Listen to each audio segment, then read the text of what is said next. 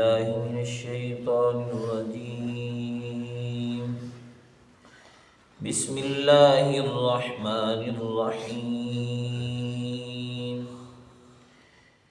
وَإِذْ نَجَّيْنَاكُمْ مِنْ آلِ فِرْعَوْنَ يَسُومُونَكُمْ سُوءَ الْعَذَابِ يُذَبِّحُونَ أَبْنَاءَكُمْ وَيَسْتَحْيُونَ نِسَاءَكُمْ وَفِي ذَلِكُمْ بَلَاءٌ مِّن رَّبِّكُمْ عَظِيمٌ. صدق اللہ العظیم. اور یاد کرو اس وقت کو جب میں نے تم کو نجات دی آل فرعون سے. وہ تم کو دکھ دیتے تھے برے عذاب کا، وہ ذبح کرتے تھے تمہارے بیٹوں کو اور زندہ چھوڑتے تھے تمہاری عورتوں کو، اور تمہارے لیے تمہارے رب کی طرف سے بہت بڑا امتحان تھا. آیت نمبر 49 میں اللہ رب العزت نے ایک اور احسان کا ذکر فرمایا جو اللہ نے بنی اسرائیل پر کیا، کہ ہم نے تم کو نجات دی آل فرعون سے. یہ خطاب تو اس وقت موجود جو مدینہ میں بنی اسرائیل یہودی تھے ان کو تھا، لیکن اس سے مراد ان کے آبا و اجداد ہیں، کیونکہ جو فرعون سے نجات ملی ہے وہ یہودیوں کے آبا و اجداد کو نجات ملی ہے. تو اللہ نے اسی احسان کا تذکرہ فرمایا. یہاں پر ایک بات آپ ذرا غور سے سمجھیں گے. اللہ نے فرمایا کہ ہم نے تم کو نجات دی آل فرعون سے. آل فرعون کون تھے؟ حضرت موسیٰ علیہ السلام کے زمانہ میں جو فرعون تھا اس کا نام تھا ولید بن مصعب بن ریان. یہ فرعون مصر کے ہر بادشاہ کا لقب تھا. جو بھی مصر کا بادشاہ ہوتا تھا اس کا لقب فرعون ہوتا تھا. یہ حضرت یوسف علیہ السلام جس وقت مصر کے بادشاہ بنے اس وقت بھی جو مصر کا بادشاہ تھا نا اس کا نام ریان تھا، لیکن لقب کیا تھا؟ فرعون تھا. حضرت موسیٰ علیہ السلام اور جو حضرت یوسف السلام کے زمانہ میں فرعون تھا، ان دونوں کے درمیان 450 سال کا فاصلہ ہے. اور یہ والا جو فرعون یعنی حضرت موسیٰ کے زمانہ میں جو فرعون تھا اس کی عمر 450 سال تھی. بڑی لمبی عمر اس نے پائی ہے. اور اللہ نے یہاں پر فرمایا ہے کہ من آل فرعون، ہم نے آپ کو آل فرعون سے نجات دی. اب فرعون کی کوئی اولاد تو نہیں تھی جو حضرت موسیٰ علیہ السلام کے زمانہ میں تھا. آپ نے بات سنی ہے کہ جس وقت حضرت موسیٰ علیہ السلام کو پالا تھا فرعون کی بیوی حضرت آسیہ نے، وہ اس لیے پالا تھا کہ ہمارا کوئی بیٹا نہیں ہے، چلو یہ خوبصورت بچہ ہے ہم اس کو پالیں گے، ہمارا بیٹا ہوگا، ہماری آنکھیں اس سے ٹھنڈی ہو جائیں گی. تو آل فرعون پھر کس کو کہا گیا ہے؟ مفسرین نے لکھا ہے کہ آل فرعون کہا گیا ہے ان لوگوں کو جو فرعون کی قوم کے لوگ تھے، یا فرعون کے دین پہ چلنے والے تھے، یا فرعون کو اپنا رب ماننے والے تھے. یہ سارے کے سارے آل فرعون میں شامل ہیں. یعنی صرف اس سے اس کی آل یا اس کے رشتہ دار مراد نہیں ہے، بلکہ اس کے قوم کے تمام لوگ یا اسی طرح اس کے دین کے متبعین لوگ یا اس کو اپنا رب ماننے والے لوگ، یہ سارے کے سارے آل فرعون میں شامل ہیں. جیسا کہ اللہ رب العزت نے نا سورہ انفال کے اندر ذکر کیا ہے کَدَأْبِ آلِ فِرْعَوْنَ وَالَّذِينَ مِن قَبْلِهِمْ، یہ سامنے آ گیا کَدَأْبِ آلِ فِرْعَوْنَ وَالَّذِينَ مِن قَبْلِهِمْ كَفَرُوا بِآيَاتِ اللَّهِ فَأَخَذَهُمُ اللَّهُ بِذُنُوبِهِمْ. جیسا کہ حال ہوا آل فرعون کا اور ان لوگوں کا جو فرعون سے پہلے تھے، کفروا بآیات اللہ، کہ انہوں نے اللہ کی آیات کو جھٹلایا، انکار کیا، تو فاخذہم اللہ، اللہ نے انہیں پکڑ لیا، بذنوبہم، ان کے گناہوں کی وجہ سے. اور اس سے اگلی آیت میں یوں آتا ہے کہ کذبوا بآیات ربہم فاہلکناہم بذنوبہم، کہ ہم نے ان کو ہلاک کیا، وَأَغْرَقْنَا آلَ فِرْعَوْنَ، ہم نے آل فرعون کو غرق کر دیا. اب یہاں پر ذرا غور کریں کہ آل فرعون سے صرف اس کے رشتہ دار مراد نہیں بلکہ وہ تمام لوگ مراد تھے جو فرعون کے ساتھ تھے، جو اس کی قوم کے لوگ تھے وہ سارے کے سارے. اور اس کی قوم تھی قبطی قوم. فرعون کی جو قوم تھی نا یہ قبطی قوم تھی. لہٰذا قرآن سے معلوم یہ ہو رہا ہے کہ جو آل فرعون ہیں وہ کون لوگ ہیں؟ وہ جو اس کی قوم کے لوگ ہیں، جو اس کے متبعین ہیں، جو اس کو اپنا رب ماننے والے ہیں، وہ سارے کے سارے آل فرعون ہیں. اسی طرح ذرا بات کو سمجھیے گا. پھر آل رسول کون ہوں گے؟ ٹھیک ہے نا. یہاں پر اللہ نے فرعون کس کو کہا؟ اپنا آل فرعون کس کو کہا؟ جو فرعون کی قوم کے لوگ ہیں، جو فرعون کے متبعین لوگ ہیں، وہ سارے کے سارے کیا ہیں بھائی؟ آل فرعون ہیں. تو پھر آل رسول کون ہوں گے؟ اسی ہی طرح جو حضور صلی اللہ علیہ وسلم کی اتباع کرنے والے ہیں، جو حضور علیہ السلام کی فرما برداری کرنے والے ہیں، جو حضور علیہ السلام کے دین پہ چلنے والے ہیں، وہ سارے کے سارے آل رسول میں شامل ہیں. حضور علیہ السلام نے واضح طور پہ فرمایا کہ فلاں فلاں میرے آل میں سے نہیں ہے. اب ابو لہب حضور کا رشتہ دار تو ہے لیکن حضور کی آل میں شامل نہیں ہے. واضح طور پہ اس میں ابو جہل حضور کا رشتہ دار تو ہے لیکن حضور کی آل میں شامل نہیں ہے. میں یہ بات آگے قرآن سے آپ کے سامنے عرض کر دوں تاکہ بات سمجھ آ جائے اچھی طرح. اللہ تعالیٰ نے جو حضرت نوح علیہ السلام کے بارے میں ذکر کیا نا، جس وقت کشتی میں سوار ہو گئے تھے اور آپ کا بیٹا کنعان سوار نہیں ہوا تھا اور پانی آ گیا اور بیٹا ڈوبنے لگا. اب باپ کی محبت تھی، اللہ تعالیٰ کے سامنے پکارنا شروع کر دیا.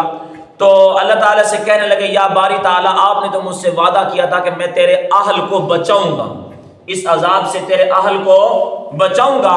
تو اللہ نے جواب دیا یا نوح انہ لیس من اہلک. بیٹے کے بارے میں فرمایا جا رہا ہے اے نوح یہ تیرے اہل میں نہیں ہے، تیرا بیٹا ہے لیکن تیرے اہل میں نہیں ہے. کیوں نہیں ہے؟ انہ عمل غیر صالح، اس کے عمل نیک نہیں ہے، یہ تیرے دین پر نہیں ہے. اب نبی کا بیٹا ہو کر اللہ نے فرمایا تیرے اہل میں شامل نہیں ہے، تو بات سمجھ آئی جو نبی کے دین میں شامل نہیں ہے، نبی کا فرما بردار نہیں ہے، وہ نبی کی آل میں شامل نہیں ہے. تو اسی طرح یہاں پر بھی سمجھے کہ فرعون کے آل میں کون لوگ تھے؟ جو فرعون کے دین پر چلنے والے تھے. تو حضور صلی اللہ علیہ وسلم کی آل میں بھی وہ لوگ شامل ہیں جو حضور کے دین پہ چلنے والے ہیں. جو حضور کے دین پہ چلنے والے نہیں ہیں، چاہے جائے کہ حضور کے رشتہ دار ہی کیوں نہ ہو، وہ حضور کی آل میں شامل نہیں ہو سکتے. ایک بات اور بھی یہاں پر سمجھیں کہ ہم سید خاندان کی عزت کرتے ہیں اور حکم ہے عزت کرنے کا. آپ سلم کا خاندان ہے، آپ نے باقاعدہ حکم دیے، لیکن جو سید ہو کر حضور سلم کے دین پہ نہ چل رہا ہو، جو سید ہو کر حضور کے دین کی اتباع نہ کر رہا ہو، وہ ہماری نظر میں قابل عزت نہیں ہو سکتا. جس طرح کہ ابو لہب حضور کے خاندان میں، حضور کے رشتہ داروں میں شامل ہے لیکن حضور کا دشمن ہے، ہماری عزت میں جو ہے نا ہماری نظر میں قابل عزت ہو نہیں ہو سکتا. قرآن بھی اس کو جو ہے نا ہلاکت اور بربادی کی بد دعائیں دے رہا اور قیامت تک دیتا رہے گا. تو جو بھی آپ صلی اللہ علیہ وسلم سے محبت کرتا ہے، آپ صلی اللہ علیہ وسلم کے دین کی اتباع کر رہا ہے، چاہے وہ کسی نسل سے تعلق رکھتا ہو، چاہے وہ کسی خاندان سے تعلق رکھتا ہو، چاہے وہ کسی خطے سے تعلق رکھتا ہو، چاہے وہ کسی زبان سے تعلق رکھتا ہو، وہ حضور کی آل میں کیا ہوگا بھائی؟ شامل ہوگا. وہ حضور سے محبت کرنے والا ہے. اب حضرت بلال حبشی رضی اللہ عنہ کو دیکھ لیں، حضرت سلمان فارسی رضی اللہ عنہ کو دیکھ لیں، یہ کہاں کے رہنے والے لوگ ہیں لیکن یہ حضور کی آل میں شامل ہیں. جس وقت غزوہ خندق ہوا تھا نا، آپ صلی اللہ علیہ وسلم نے خندق کی تقسیم کی، بے کتنا حصہ مہاجرین کھو دیں گے اور کتنا حصہ انصار کھو دیں گے. تقسیم ہو گئی.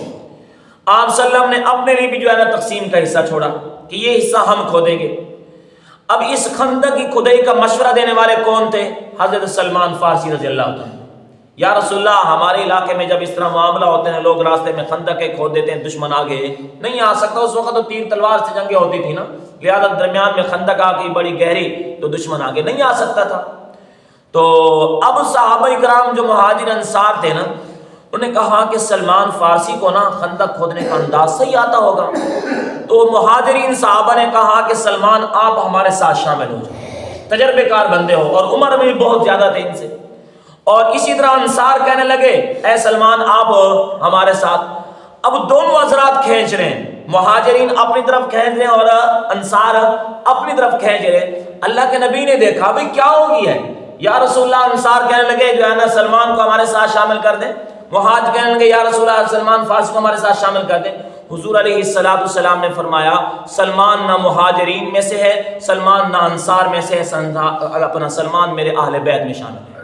لہذا حضور نے اس کو اپنے اہل بیت میں شامل کیا۔ یہ غزوہ خندق کے موقع پر تو جو حضور کا دین کا فرما بردار ہے، جو حضور پر قربان ہے، جو حضور صلی اللہ علیہ وسلم کے دین کی اتباع کر رہا ہے، حضور کے آل میں شامل ہے۔ میں نے یہاں پر بات سمجھا دی ہے کہ آل فرعون سے کون مراد ہے، پھر آل رسول سے کون مراد ہے۔ باقی جو قرآن نے اہل بیت کہا ہے وہ سب سے پہلے حضور کی بیویوں کو اہل بیت کہا گیا، اور پھر اسی طرح حضور صلی اللہ علیہ وسلم نے خود حضرت حسن، حضرت حسین اور حضرت فاطمہ اور حضرت علی المرتضیٰ رضی اللہ تعالی عنہ، ان سب کو اللہ کے نبی نے پھر خود اپنی پاک چادر کے نیچے کر کے فرمایا کہ یہ بھی میرے اہل بیت میں شامل ہیں۔ لیکن قرآن کی روح سے سب سے پہلے حضور کے اہل بیت حضور کی بیوی ہے، کیونکہ سورہ احزاب کے اندر واضح طور پہ اللہ نے پورا رکوع اسی پر اتارا ہے۔ آگے سمجھیں گے اللہ نے فرمایا کہ من آل فرعون یسومونکم سوء العذاب، یہ جو آل فرعون تھے یسومونکم سوء العذاب، تمہیں بری طرح سے تکلیف پہنچاتے تھے۔ وہ کیا تکلیف تھی؟ یذبحون ابناءکم ویستحیون نساءکم، تمہارے بیٹوں کو ذبح کر دیتے تھے، قتل صرف نہیں، کیا کرتے تھے؟ ذبح کر دیتے تھے۔ یذبحون ویستحیون نساءکم، تمہاری عورتوں کو زندہ چھوڑ دیتے تھے۔ یہ بات بھی آپ کے ہاں مشہور ہوگی، سنا ہوگا کہ جس وقت فرعون جو ہے نا اپنی سلطنت پر تھا، اس نے رات کو خواب دیکھا کہ ایک آگ ہے جس نے بیت المقدس کو بھی جلا دیا، کیونکہ یہودیوں کا اس وقت قبلہ یہی تھا نا، تو بیت المقدس جلا دیا اور جو ہے نا اسی طرح قوم قبطی کو بھی جلا دیا۔ تو صبح کو اٹھا اور اس نے اس وقت جو بڑے بڑے جادوگر لوگ تھے تو ان کو بتایا، انہوں نے کہا کہ بھی ایسا ہے کہ بنی اسرائیل میں ایک لڑکا پیدا ہوگا جو تیری سلطنت کو ختم کرے گا۔ تو اس نے پھر اپنے درباریوں کو اور حواریوں کو بلایا کہ کیا کیا جائے، تو سب نے اسے کہا کہ ایسا کرو جو بھی بنی اسرائیل میں بچہ پیدا اس کو قتل کر دو۔ لہذا اس نے تمام دائیوں سے کہا بھی جہاں جہاں پر بچہ پیدا میں اطلاع کی جائے، تو اس کی اطلاع کے مطابق بچوں کو قتل کرنا شروع کیا۔ پھر اس بات تاریخی روایتیں دو ملتی ہیں کہ کتنے بچے اس نے قتل کیے۔ ایک ملتا ہے کہ 12,000 بچے قتل کیے، اور ایک روایت ملتی ہے کہ 90,000 بچوں کو اس نے قتل کیا۔ لہذا جب 90,000 بچے قتل ہو گئے، بوڑھے لوگ اپنی موت عام مرنے لگ گئے۔ اب اس کے درباری کہنے لگے فرعون سے کہ بچے قتل ہوتے جا رہے ہیں بنی اسرائیل کی قوم کے، اور بوڑھے اپنی موت مرتے جا رہے ہیں، ہمارے یہ سارے کام کون کرے گا؟ ہماری مزدوریاں، ہمارے ساری نوکریاں یہ کون کرے گا؟ پھر مشورہ ہوا ایسا کریں کہ 1 سال کے بچوں کو زندہ چھوڑ دیں اور 1 سال کے بچوں کو قتل کر دیں۔ اب اللہ کی شان کیا ہے کہ حضرت ہارون علیہ السلام جو حضرت موسیٰ علیہ السلام سے 1 سال بڑے تھے، وہ اس سال پیدا ہوئے جس سال زندہ چھوڑنے کا فرعون کی طرف سے آرڈر تھا، اور حضرت موسیٰ علیہ السلام اس سے اگلے سال میں پیدا ہوئے۔ تو یہ قوم کے لیے بہت بڑی تکلیف دی کہ ماں کے سامنے بیٹے کو ذبح کیا جا رہا ہے۔ لہٰذا یہ بڑی تکلیف اللہ نے بنی اسرائیل پر احسان کیا، ان کو نجات دیا کہ جیسے تفصیل آئے گی، موسیٰ علیہ السلام پھر ان قوم کو لے کر یہاں سے چلے گئے، تو اللہ اسی احسان کو ذکر فرما رہے ہیں کہ اے بنی اسرائیل میرے ان احسانوں کو یاد کرو کہ تمہارے ساتھ فرعون کیا کیا کرتا تھا۔ وفی ذالکم بلاء، تمہارے اوپر بڑا امتحان تھا، اللہ نے تمہارے لیے احسان کیا کہ تمہیں اس امتحان سے کامیاب کیا، جیسا کہ اگلی آیت میں ہے کہ وَإِذْ فَرَقْنَا بِكُمُ الْبَحْرَ، سمندر کے دریا کے راستے تمہارے لیے بنا دیے، اور فَأَنْجَيْنَاكُمْ، تمہیں نجات دے دی، وَأَغْرَقْنَا آلَ فِرْعَوْنَ، اور تمام فرعونیوں کو غرق کیا تھا، وَأَنْتُمْ تَنْظُرُونَ، تم اپنی آنکھوں سے دیکھ رہے تھے۔ ایک وقت تھا وہ تمہارے سامنے، تمہاری آنکھوں کے سامنے تمہارے بچوں کو ذبح کرتے تھے، اور پھر وقت آئے کہ تم نے اپنی آنکھوں کے ساتھ دیکھا وہ تمہارے دشمن دریا کے اندر غرق ہو رہے تھے۔ تو اے بنی اسرائیل، اے یہود قوم، میرے اوپر تمہارے بڑے احسانات ہیں، میرے ان احسانات کو یاد کرو۔